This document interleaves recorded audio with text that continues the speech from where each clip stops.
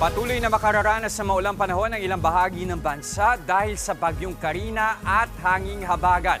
Para bigyan tayo ng update sa magiging lagay ng panahon, makakausap natin si Pag-asa Weather Specialist Veronica Torres.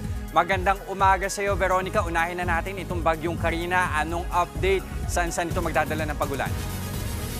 Magandang umaga din po sa inyo, pati na rin sa ating mga taga-subaybay sa TV5. So, ito ang si Karina as of 4 a.m. ay nasa may layong 380 kilometers east ng Apari, Cagayan. Nagtataglay ng lakas na hangin na 130 kilometers per hour malapit sa sentro at bugso na aabot na 160 kilometers per hour. Kumikilo sa direksyong north-northwest sa bilis na 10 kilometers per hour. And then, yung mga may tropical cyclone wind signal din tayo, signal number 1 sa may Batanes, Babuyan Islands, northern at eastern portions ng mainland Cagayan, eastern portion ng Isabela, northern portion ng Apayao, northern portion ng Ilocos Norte, Polillo Islands, Calaguas Islands at ang northern portion ng Catanduanes. Sa mga paulan naman, itong mga dadalhin nitong si Karina for today, 100 to 200 millimeters of rain, Batanes at Babuyan Islands, 50 to 100 millimeters sa Ilocos Norte, Ilocos Sur, La Union, Abra, Benguet, Apayao at Cagayan naman. Okay, Veronica, ito ba, posible ba itong lumakas pa o tuluyan na ba itong ihina? At kailan din natin ito pwedeng i-expect na lalabas ng Philippine Area of Responsibility?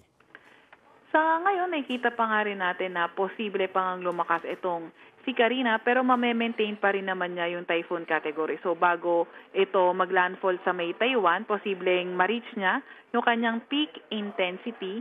And regarding sa paglabas niya, ang una kasi mangyayari bago ito lumabas na ating Philippine Area of Responsibility, posible maglandfall ito sa northern part ng Taiwan. That is between Wednesday evening and Thursday early morning.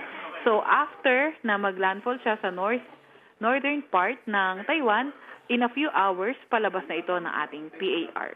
Okay, so ibig sabihin we should expect ilang araw pa ng pag-ulan hanggang Miyerkules, posible o beyond that? Nakita po natin sa Metro Manila until June 25, which is Thursday, posibleng maulan pa rin.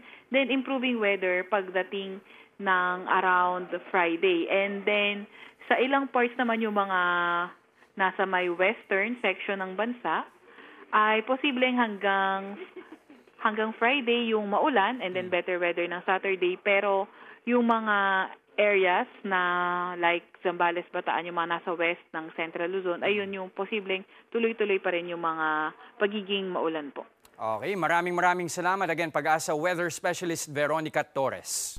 Mga kapatid, Jess De Los Santos po, huwag magpahuli sa mga umaaksyong balita at napapanahong issue sa bansa.